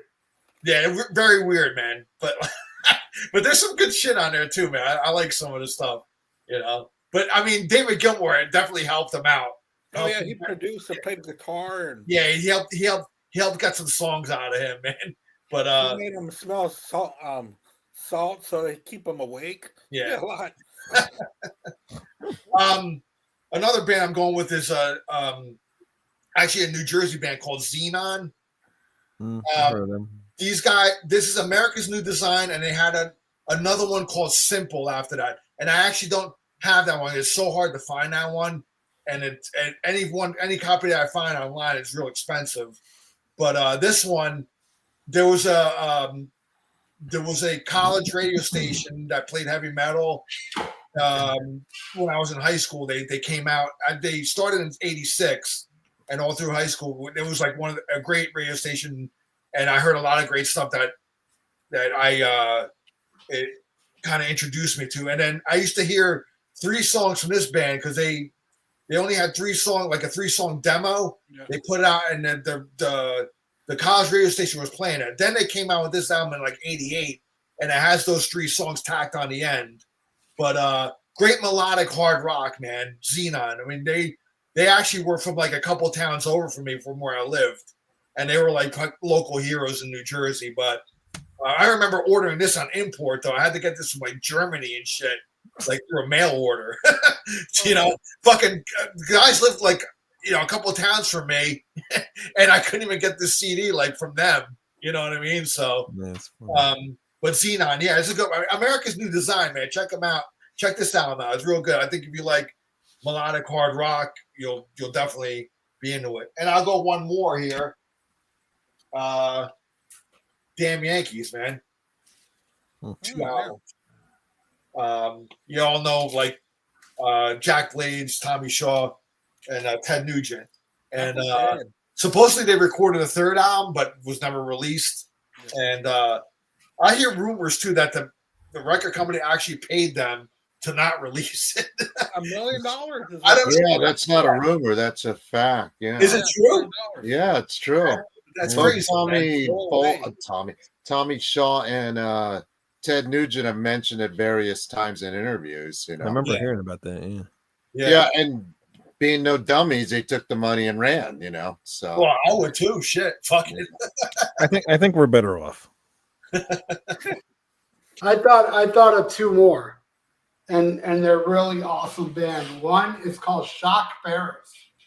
Oh, And Shock Oh, Paris, yeah, dude. yeah. it's spelled SHOK. Yeah. My I used God. to see that album, but I don't know anything about it. I remember seeing their video, one of their videos on MTV. It's total traditional metal. Yeah. The first album's called Star and something Starlight, and the second one Concrete Killers or something like that. Awesome stuff. And then there's another band from Chicago called E Trope, but it's spelled with a Z. It's ZOETROPE. Oh yeah, I heard of them. Yeah, they have two albums. One's called the one I got them both, but I got Life of Crime on vinyl, and I have on CD Amnesty, which is their first one. Awesome band. The singer was the drummer, and he went on to join Trouble on that amazing Trouble album, the self-titled Trouble album. But he only played drums. He didn't sing, but he's got a cool voice, and he sang. Barry Stern was his name, and I smoked weed with him. Oh shit! When they opened for Sabotage, I saw Sabotage and Trouble on that tour, Gutter Ballet, and the Trouble album. And Ben Stern was an all right guy, man. Too bad he died, but great drummer, and you know, something funny that happened that night was, you know, we smoked weed before he went on stage. And while they're on stage, I'm all the way up front. And the whole show, he kept making faces at me and sticking his tongue at me and pointing his tongue at me. I'm high, laughing my ass off, you know. This drummer's funny, man. But yeah, Z-Trope. Z-Trope's a great band. And, you know, I didn't take I should have taken my records with me. But I told him, dude, I'm a big Z-Trope fan, you know. I discovered them. Probably Manny will know this. You remember the Metal Shop? Yes, I remember that. Yeah. The old with teeth. They played Company Man from Z-Trope. I became an instant fan. I was like, oh my God, I need to find this shit. Didn't Metal Shop become or am I thinking wrong? Never turned into anything else. And in South Florida, I mean, South Florida sucks so bad. Okay. They used to play the Metal Shop at 2 a.m. on Tuesday nights. I thought Steel Panther used to be called Metal Shop as well, or something. They were. Oh, okay. This is going back to early 80s. This is early 80s, Al. Al, you can listen to the shows on YouTube. You can't. They take the songs out, but you'll hear the little segments sometimes. Oh, actually, I have them on my channel, man. Oh, do you? Then I gotta go on your channel and go through your videos. But they didn't really syndicate it here in Tampa, but you know, you can sometimes it'll come through like Ralph said at 2 a.m. You know, it would come through all stacked, and I would get excited because you know they didn't really keep in mind in '83 what they considered metal was Helix, and they would play heavier stuff too. Sometimes though, they would play early Slayer and stuff, but it was an interesting show. It lasted till like 86 because Z-Trope didn't come out till like 85. And that's interesting, Ralph, because they would play like Bon Jovi, and then they would play something obscure from indie label that it was like really. They would play Metal Blade and Combat stuff. Z-Trope was on Combat Records. Okay, but like I'll go on. I'm going to go on Ralph's channel this week while I'm working and throw it on there. Wait, so you're talking about Metal Shop was a metal show, like on the radio. You're saying? Yeah, it was a syndicated 1 hour show, dude. They'd have interviews like. I remember Metal Shop. I remember that. I remember when Iron Maiden 7 Sun came out, they had Bruce Dickinson the whole show talking about the album, and he'd throw in a couple tracks here and there. I think they'd also play like Z-Trope, very obscure. Another killer band. I bought their album called Ivory Tower, which I think they only have one album. Amazing stuff I discovered. I love the Ivory Tower album, man. Yeah, I discovered, and I discovered Paris is Burning from Dokken. You know, that's the first time I heard Dokken. I was like, holy shit. You know, a lot of shit. So many bands. Yeah, Slayer and I think when Cliff Burton died, I remember them. I think they reported it on. I think they had a special. Yeah. Yeah, they did a special on Randy Rhoads. They weren't around. I don't know if they're around when he died, but I have the original. When Randy Rhoads episode aired, I recorded on cassette. I still have my original cassette. you still have that? Wow. That's awesome. You know, at the end of the show, I ain't blaming this on Metal Shop, obviously, because the show ended, and the DJ after said, "I'm gonna play you a song nobody's heard before. It's Ozzy and Randy Rhoads," and he played One Up the B side. And I'm like, "What the fuck?" You know, that's Jakey Lee. That's a B side from Bark of the Moon. Yeah. Like, what a jackass! And man, does that song ever sound like Jakey Lee? And not That's yeah. Metal Shop had nothing to do that. But yeah, the Metal Shop special had like Kevin DeBro talking, and Kevin DeBro was such a dickhead back then. Oh, back then, yeah. Yeah, I listen to Ozzy, I'm like, bleh. But there is a live version of I Don't Know that I like, and they played that. Yeah. You know, and then they had Nikki Sixx, Vince Neil, all these people because they were all friends with Randy. It was good shit. It's a good program, man. I have the original cassette. I'm pretty sure I put that up on my YouTube channel. Actually, maybe I did watch it on your channel because one day it came up. I should have looked if it was. I subscribed to your channel, so it might have just come up, Ralph. But right on. Yeah, but it might have been from, because they even have the intro, the show with teeth, and yeah. It had the Yngwie Malmsteen guitar from the Steeler guitar. Steeler, yes. That's how it would start with the wow, what Yngwie does on that. Yeah. Good. Yeah, they used to sell the because apparently they would ship these things out on vinyl to the radio stations that syndicated, which is funny thinking back on it. I would love to have. I used to see them from time to time on eBay, but they'd want so much money for them. And Mark Cicchini from Three Sides of the Coin. Dude, that guy's got albums that are radio broadcasts of like Woodford St. Holmes, Ted Nugent, all these killer live shows that were from radio stations. He ended up, those are ultra rare to get, Is that where as usual, we go on a tangent, but that's what we do, guys. Is that where they came? I see all these so-called radio program gray area bootlegs. I've got quite a few. I'm sure we all do. Is that where those come from? Radio program? Yeah. Usually all of them were on vinyl and played for radio stations. Because back in the day, radio stations didn't even have tapes. They would always play vinyl. Yeah. No tape. That came later. Yeah. Wow. Yeah, I just wonder because there's so many of them. I have you can get them pretty cheap, but I got this AC/DC one. It's tons of them, but comes in a box. One's the Bon Scott years, one's the Brian Johnson years, and I look and go, did they really do that many radio broadcasts to these bands back then? Yeah, I wonder where they get them from because I got a lot of the CDs up here. Yeah, and you would buy that were radio broadcasts. I got a few. One. I haven't heard it yet. Back in the 80s, there was like 3 different companies. One was called Oh Boy, and there was other ones. They would release bootleg CDs. If I saw an Oh Boy of a band I liked at a record store, I'd walk out with it. Because Oh Boy always got the cream of the crop. All their CDs sounded good. There was one called Trademark of Quality or something that was a good one too.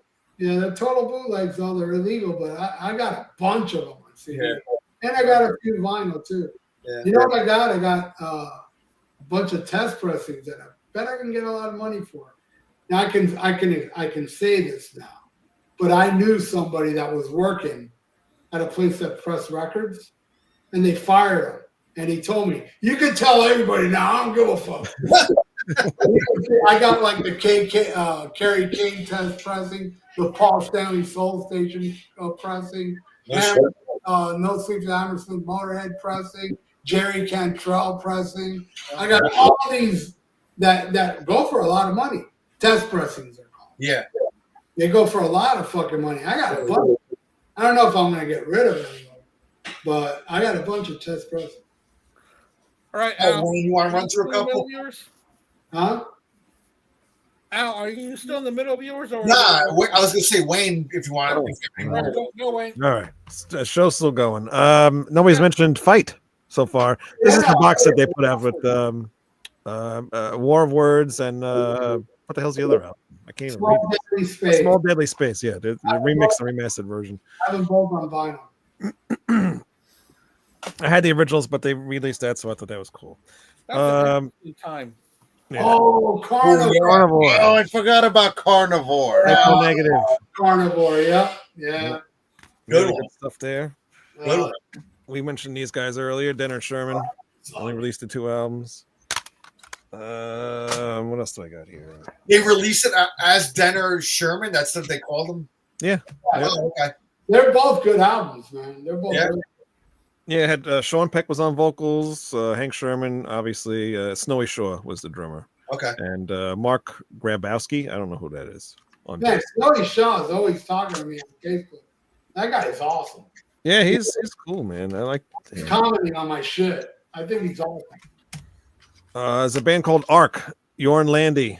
This is one of yeah. the first bands that he was in. They only released 2 albums. Really good stuff. Very progressive band. Let's see, what else do I got here? Kane's Offering. This is a power metal band. This features the Timo Coltipelto from Stradivarius and the guitar player, I can't pronounce his name, from Sonata Arctica. This is their band. No, it's not CC DeVille. That's what CC went progressive. CC DeVille. He's prog now. Out of nowhere. And here's a weird band. It's called Rawhead Rex. The drummer from this band is now in Halloween. So that's the reason why I've got these albums, because related to Halloween offshoot. Okay. But yeah, two albums and done. Very power metalish, very Halloweenish sounding, by the way, too. The drummer, Good stuff. Ricky Rocket. Ricky, that's where he's from. That band right there. Manny, you thinking any others? Yeah, I'll name. I'll just name 2 real quick, or 3. Wrathchild America. Someone mentioned them earlier. Yeah. Climbing the Walls in 3D. Excellent. Climb the Walls was good album. Yeah, Big Black, which is this alternative rock band that featured Steve Albini. Is that how you say his name? The producer. The best album, I've got it on vinyl, Songs About Fucking, which is phenomenal. But I feel as a producer, he's overrated. Actually, even as a musician, but he was interesting. He wasn't. Yeah, I'm not a fan of his at all. Have you heard what he did?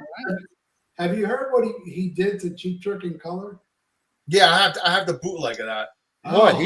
What did he do to it? He re-recorded it. We re-recorded it with him. Why would you re-record that album? Oh, they hate it. Cheap Trick hates. It's it's a little power poppy, but it's still a great album. It's fine as it is, but Steve Albini tried to make it kind of grungy and stuff, and it is of the time. And I just didn't like it. It sounded too muddy, And I didn't like In Utero. I didn't like that album. I love Nevermind. I like whoever the fuck produced Nevermind. That was Butch Vig, yeah. Good. I like Utero, but Ralph, I don't know if you know this, but Kurt Cobain blamed the record label, but it was him. He had him remix part of that album. What, In Utero? Yeah. Yeah, like Heart Shaped Box, he had him remixed, and Scott Litt, I think, was the original. Scott Litt, the one that produced REM's albums, I think did an original mix of that album, and I don't know if he was happy with that. And originally it was Albini, and then they brought Scott Litt in. Okay, all right. Yeah, Cobain brought him in, but Cobain claimed it was the record label, but no, it was Cobain. I mean, the record label wasn't happy with it, but because it was too raw, probably. Yeah, right.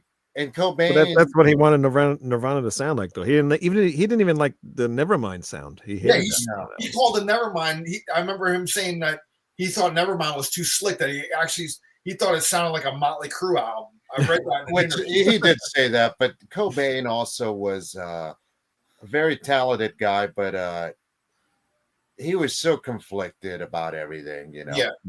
He wasn't like Jim Morrison, where Jim Morrison was self-destructive, but Jim Morrison didn't crap in his own talent or band. Though if he had heard the Butts band, I'm sure he would have changed his mind. But yeah, it's an interesting album. But I like the album Big Black. But I do think as a producer, he is overrated. I'm not going to deny his impact with the Pixies or even Nirvana, and he did in the first Breeders album. But the fact that he refused to be called a producer, but has insisted that the album says recorded, just shows how pretentious he was. No offense to memory, but if you're in this room with me, Beanie, I would tell you you're pretentious. He was a figure in that whole movement. Yeah.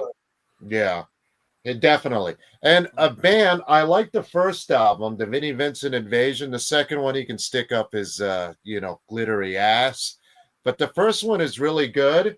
And the reason I like it, not because of songwriting, because Vinnie Vincent is a good songwriter with Kiss.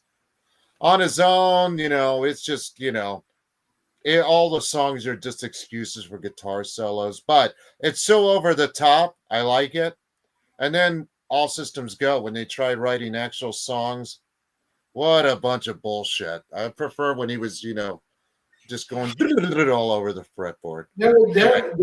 There's a really cool band called Sin that never really released much, but they had a song called On the Run. Mm-hmm. And they played it on Night Flight back in the day. And all it did was show skiing accidents to this kick-ass song. I'm like, who the fuck? And I never could find that Sin album. Then a year later, I heard Vinnie Vincent got sued for ripping that song off on the second album, and he lost. And Vinnie Vincent had to pay a bunch of money. And the bass player of that band was Rick Fox. Oh, yeah. From Steeler. Yeah, and I'll tell you a funny story about Rick Fox. That video, that Night Flight video of all the ski accidents, I recorded on VHS. And I put it on YouTube, and Rick Fox saw it. And he wrote me threatening to sue me, all this shit. And then he goes, and why the fuck? This song's about motorcycles. Why do you have skiing accidents on it? And I was like, are you aware this shit was shown on the USA Network? That's where I recorded it off of. He had no idea. He had no clue. And he threatened to sue me. I said, dude, I'll take it down. What the fuck, Yeah. I guess he was sue happy since he won against Vinnie Vincent. He went after me, But I talked to him since, and he's a cool dude. I've had him on my show. Me and Ian interviewed in Nashville. Boy, that guy can talk, though. Woo! Oh, yeah. I've heard interviews with him. He can talk. He's the one that came up with the name Wasp, because he was in Wasp. Yeah. Before the first album. He was actually the bass player, and Blackie played guitar. Oh, he's an interesting guy. Do you ever watch that thing called In Bloom on YouTube where that? Yeah, he was on there, and that is a really good interviewer because he talks to everybody. But my favorite person he talks to is this guy named Rick. He produced the first Poison album. Rick, I can't remember his name. Anyway, every time they talk to him, he thinks every band he worked with was shit, except I think YNT or something. It makes me laugh because, Poison, they were horrible. This other band was horrible. It doesn't matter who they were. He thought they were horrible. And after a while, like, if you make money to this day, all these bands work with. I think you work with Warrant. Don't quote me on that. I don't remember who else, but he's a pretty funny producer to listen to, talk to. Anyway, what else do we got before I get out of here, gentlemen? Yeah, my next bundle, she only made two albums. Oh wow, I didn't know that. I own Pearl. I own Pearl and CD, and I have her greatest hits. Yeah, Pearl, and this was Janis Joplin with a full tilt boogie. I think this is no, this one here. That's the Gospel Prophet kamikaze. I got the Blues. kamikaze blues. Yeah. Yeah, Gospel Prophet What's Blues. that one album that says Cheap Thrills or something? That's Big Brother and the Holding Company. Yeah, But Is it? Ralph, nobody Yeah, that's calls it that because if you go to the store and look for a bin for Big Brother and the Holding Company, it doesn't exist because the only person that mattered in that band was Janis Joplin. Period. End of story. And she was on that album. yeah. Yeah. She was on that album, but these are her only 2 solo albums. Okay. Got it. Yeah. You know, what's funny though, before you continue, Yeah. Andy, is that the Big Brother and Holding Company are now considered her solo band, though in reality it was a band. Right. And she kind of took it over and then she fired Oh, herself from it, you know, because her manager is Albert Grossman. If that sounds familiar, he discovered Bob Dylan or Bob Dylan's manager. And he's the original. He talked her into, oh, these guys are terrible musicians. You need to quit and go on your own. And so there we have it. Anyway, Andy, go ahead. I apologize for Oh interrupting. no, man! Thank you so much. Anybody that wants to add more to it, that's always more information is always the best. And also, this band, this was kind of a super group, the band UK. Yeah, I have that. I have that one. This one? No, wait, this one. That one. I own that That one. one is I own both, but I haven't listened to that's them. a in a good while. one, With Alan Holdsworth, right? yeah. Alan Holdsworth and Bill Bruford from Yes, Yes. and John Witten. Of John course. Lennon is one of my all-time favorite singers. And then this one here, the second one is without Bill Bruford, but Terry Bozzio takes over Awesome. I never heard on drums. that one. I've never heard. Yeah, Danger Money. It's very different because it's only a 3-piece, and it's mainly keyboards on it. So it's different for the first one. And then another super group. They only released 2 albums, but one's Volume 1 and Volume 2. And no, not Chickenfoot, but the Traveling Wilburys. Oh yeah, that's right. Yep. That's Yep. good. I actually like that stuff a lot. You know. Oh yeah, I love them. They're good, man. I like them all as separate people that came in together. You know, They're even another though- one. Oh, that's right. You just said it. They skipped the number 2. Yeah. Yeah, and what was really cool is that, man, these guys could have had all the egos in the world. Instead, they Yeah. were just buddies, Yep. and they just played music together. And they press record, and it's beautiful. You know, Yeah, it's good stuff. so I like them. I do too. The fact that they talked Bob Dylan into doing that that's is crazy. amazing. These are the 2 Big Brother and the Holding Company albums. This one There they are. Yeah. and the Cheap Thrills. Yeah. Was she on that one too? Was she on both of them? Yeah, Yeah. she's on both of them. Okay, I wasn't too sure. Here's the backup Cheap Thrills right here. See what I mean? Doesn't that Yeah. look like a solo artist? Right. You know. I don't know how you follow I've those. seen that Al. record so many times. I didn't know that's what that was. That's Al, funny. I don't know how you follow them, but I don't follow them under Big Brother and the whole. They go under Janis Joplin. I would put him under. I had them under B. I had them under Big Brother. and the Holding Well, you need to put them under Janis Joplin. All right. How many Big Brother I'll do that right members away, can you buddy. name, Al? Go. All right, I rest my case. There's Anyway. All right, it's a band I love that only had 2 albums, and I don't have them with me, but they're called Cry of Love. Came out in the 90s. Oh, yeah, they were. Me and Ian reviewed them once. It was good. One of the records. It was good. Yeah, probably Brother. You probably did Brother, right? Probably, yeah. Yeah, they had 2 albums called Brother, and the other one was Bad Reputation. Bad Reputation had, the first one had a singer called Kelly Holland, and he's since passed away. The first one's the best one. Audley Freed was a guitar player, and I saw him play with Joe Perry when Joe Perry came out with his self-titled solo album like 15 years ago or something. It was just called Joe Perry. He only did like 1 or 2 shows. One show he did in New York City, and I went to it. And Audley Freed from Cry of Love was his other guitar player in the band. He was awesome.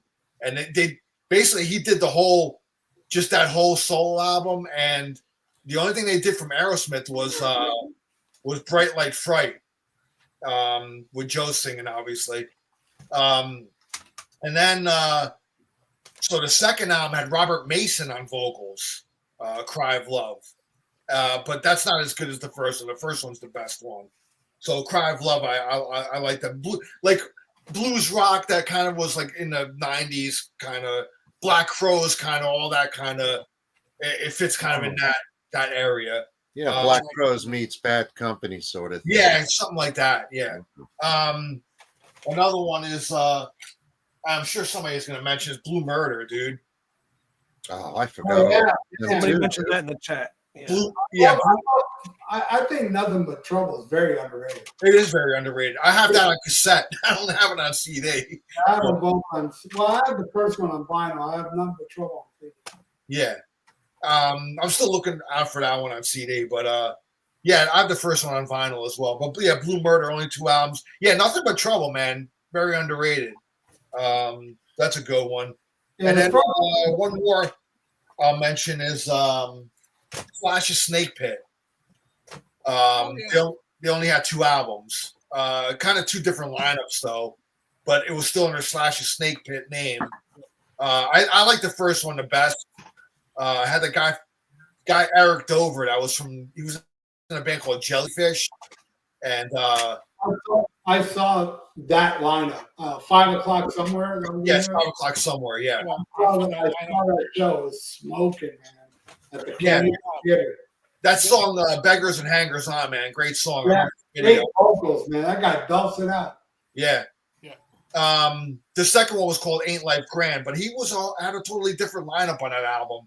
You know, so I'll throw those 3 out, and if you have any more, Wayne, you can. Anybody else have any? No, I don't. I'm out of here. Oh, I got one. Iron Maiden, man. They made 2 great albums.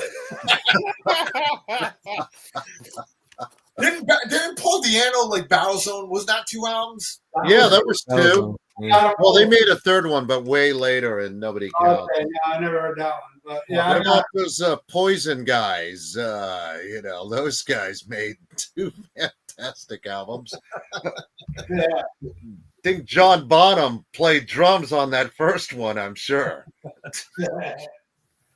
I'll throw one more out. Rossington Collins Band. Oh yeah, I saw them live. What's that? I saw them I live. thought they only had 1 album out, dude. No, they had 2. No, they had 2. They had 2. Yeah. But yeah. Anybody else have anything, Wayne? Act of Defiance. It's basically the leftovers from the Megadeth. What was that guy's name? It was Sean Drover. Sean Drover from drums, and Chris Broderick. They did this band. I think Sean Drover was in King Diamond too. No, that was Glenn Drover. Oh. He's an asshole. Is he? Yeah, really big dickhead. Timeless Haunt, my bass player's old band.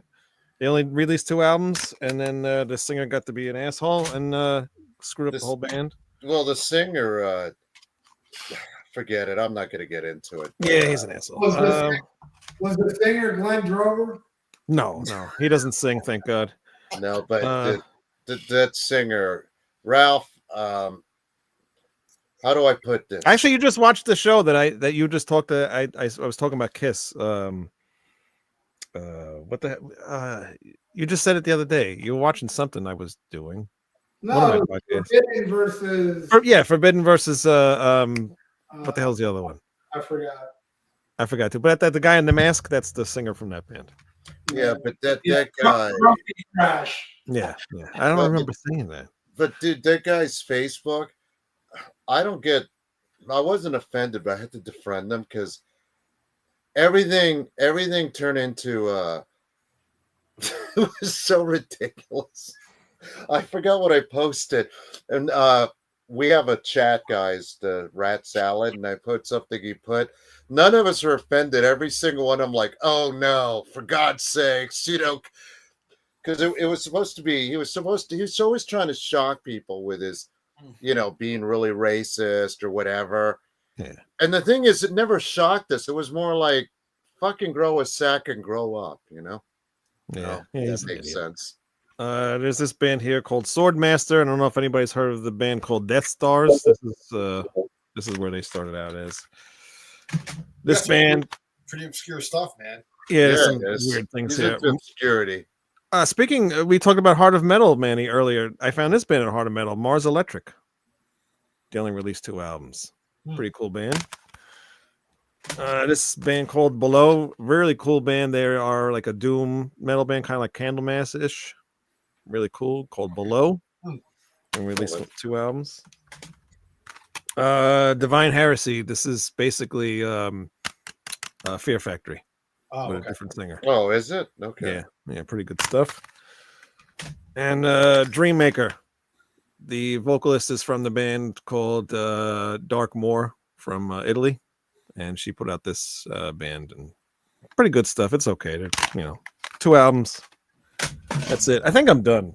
I'm sure there's more, but I was gonna include the Stooges, but then I remembered that they put out Raw Power, Ziggy and the Stooges, so I decided not to include them. But I was going to say Motley Crue, but then I remembered they had 6 or 7 albums after the first 2. What about MC5? They put out the live album, which is their debut, and then they had High Time and Back in the USA. But you know what? Those albums, compared to the Kick Out the Jams live albums, are so disappointing that I never even think about them. I thought of an awesome one. Which Captain Beyond. That is. They got 3 albums. Yeah. Oh, that's right. Dawn Explosion, which I forget about. See, I'm like Ralph. The first 2 are so awesome, I don't even remember the 3rd one. But I'll go ahead and push that a little farther. Warhorse only had 2 albums with Nick Simper. I only know the first one with the Warhorse on the cover. I didn't know they had 2. Yeah, they had 2. They were really good, hard and heavy, proggy music at about the same time that those all those Deep Purple guys always, even like they're always working. Yeah. But like Rod Evans, who I forgot, I didn't even know he had another band, but listen to Captain, all those guys for the most part, whether with Don Airey's solo albums are interesting, Roger Glover, all those guys. It's just amazing how much talent that band went through. Came out of that group, and not just that, a couple of them even worked with Whitesnake as well in the early 80s. All them bands cross-pollinated with each other, man. Yeah. Sabbath, Deep Purple, fucking Whitesnake. All them fucking guys interchanged with each other. They did, and they all got fired by Richie Blackmore. That's another thing that bonds them. That's another thing that glues them together. You can do a whole show of people who got fired by him. Hey, Ralph, you got any more? Nobody's mentioned Def Leppard. No, 2 albums, not bands with only one arm. 3 albums. Oh, that's true. But that's 10 arm Def Leppard's 3 albums. So that's the one that somebody said the other day, it's not cool if you air drum Def Leppard. And I'm like, of course it's not cool because you're air drumming to 9-arm Def Leppard. I air drum to 10-arm Def Leppard. That's some good air drumming. Doing that, what are you gonna do? This? You got your feet. You gotta move your feet too. Yeah, you gotta move your feet, Ralph. Yeah, well, I move my feet and my arms to the first 3 albums, man. Anybody got any more? I'm done. I think that's it. I got a couple more on my paper. I'm just going to run through them. It doesn't matter. We're done. All right. Whitford St. Holmes has 2 albums now. Whitford St. Holmes, that's a good one. All right.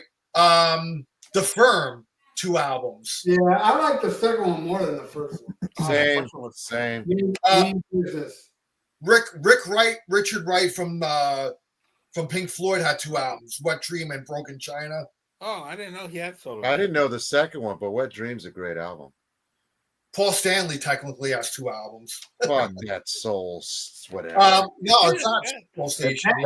No, just his solo and the. The Live to Tell or whatever. Live to. And Gene Simmons, the asshole. Yeah. There's a band that came out in the late 60s called Gun. They They're did that good. song. They did that song "Race with the Devil" that Judas Priest covered. And Girls School covered, yeah. Piper, fucking what's his Billy name? Squire. Chris Squire, Billy. Yeah. Billy Squire had 2 albums, and that's really it, man. And Rat Salad Review has 2 albums. No, we only have one. Actually, Adam West from Batman has 2 albums. That's cool, though. Yeah, I got his autograph. So, anyway, all right, Wayne, what do you got going on? What do you guys got going on? Ralph, what's your show on Thursday? Almost Human Live. This week we're going to have a member of Savage Master, a killer band that I saw live once, and Tony Dio sent us their new album. It's maybe my favorite Savage Master album. I was very impressed by it. Good stuff. And yeah, Almost Human 56, bruh. Awesome. My video, every day you get more than one video. That's right. More bang for the buck. Subscribe and smash your head into that. Exactly. If you do not donate to my channel, all my shit is free. All right, Wayne, what do you got going on tomorrow? Tomorrow. What the hell is tomorrow? I invited you on. Oh, Blue Oyster Cult. Pick one Yeah, song come from on each now, album. man. I'll go on. I said to come on. God, I'd love to join you. Tomorrow I gotta go somewhere. Oh, that's a You shame. doing Blue Oyster Cult what? Pick one song off of each album. Oh, that'd be a good one, man. I would love to do that. Well, if you can make it, let me know. I You can't make make it. Come on. I cannot make it. So cancel that fucking show for when I Shucks. can make it. Darn it. God Manny, darn what's it. the next show that we're going to?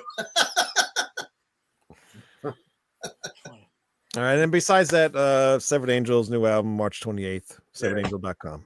All right. All right, It's on a new label. I pre-ordered your CD, Wayne.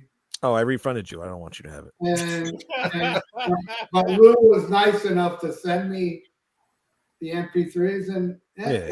really good, dude. I'm impressed. You like this one too? I like this one even more than the first 2. Interesting. All right. Very interesting. And I like It's a darker album than the first 2. yeah, I like it. I highly recommend it. All right, cool. All right, Ralph, I'll get in touch with you with that for your one of the CDs there. And Andy, what do you got going on next week, man? Yeah, next Tuesday, I want to do something different. In fact, this is an idea off of Ralph's, like when he goes randomly to pick an album. Yeah. And you talk about it. I'm thinking about next week doing 10 albums that people would be surprised that you have in your collection. Mm. You know, like when people go, "Oh wow, I'm surprised that I would have something like that." So pick 10 albums. Yeah, the Elf soundtrack. Right, Ralph? Stuff like that. Wayne's known me so long that he would not be surprised by anything I own. So You know what soundtrack I have that absolutely owns? My girlfriend got it for me. Fucking Paradise Alley. You know what that is? isn't that Sylvester Stallone movie? Not only is it a Sylvester Stallone movie, he sings the title track, and it's so brutally horrible. It's awful. And he gets really into it toward the end. He's like, "Too close to paradise, too close." I swear to God, I am not exaggerating. That's how he does it. It's like nobody was there to say, "Hey, Sly, let's try that again." Let it roll. I gotta find it. That movie starts with Sylvester Stallone and a guy racing across buildings. What year was that from? 77, maybe. And it's it's a really funny movie. But yeah, the beginning has Sylvester Stallone racing with a guy on the building, and they're playing that song. Too close. It's on YouTube. Check that I out. gotta check it out, man. I found it. My girlfriend hunted it down on fucking vinyl. I was like, "Oh my God!" I couldn't believe I had it. I got it. Man. Yeah, so like stuff like that, stuff that sticks out to you. So I was gonna do compilations, but I thought this was more interesting. It could be album, cassette, or CD, whatever piece of music that'll be surprising that you have? Hey Ralph, you should do a because between you and Tony Dio, you guys got a lot of autographed albums. You guys should do an autograph show one day. Yeah, but the problem with that is I'm not, a lot of my vinyls autographed, but I have such a bad memory. I don't know. I'm sure I'll forget a few that I have autographed. Yeah. But, what I should talk about is the time machine I had when I went back to 1978 and got Black Sabbath from 1978, play a show in 1974, and have my band open the show. Right there. Photographic proof that time machines work. And I opened for 1978 Sabbath in 1974. I believe that was at California Jam too. That was actually my drummer that's in Night Demon. This was a birthday present he gave me. Oh, wow. Moving in here, I found I was like, I need to hang this up somewhere. Do you have any? Hey Ralph, do you have any recollection of that show? No, not at all. Did you do a lot of cocaine? I don't even have a recollection of the time machine, but I believe it happened. All right, that's awesome. Well, that's the show for tonight, man. Yeah. Thank you guys for coming on, Ralph. Thanks for coming on late, but coming on, You're welcome. Thank you. You made this show so much better. I appreciate it, and I'm very happy to be home. Now I got to take care of some donations I got. All right, brother. And All right, everything else, Wayne, Had a lot of fun. thank you guys for coming on too, man. Yeah, Hey, thank you. you for having us. All right, guys. Yeah, thank you, Wayne. Thank you, Manny. Have a Thank great you, night. guys. Bye-bye. No problem. Have a good one. Cheers.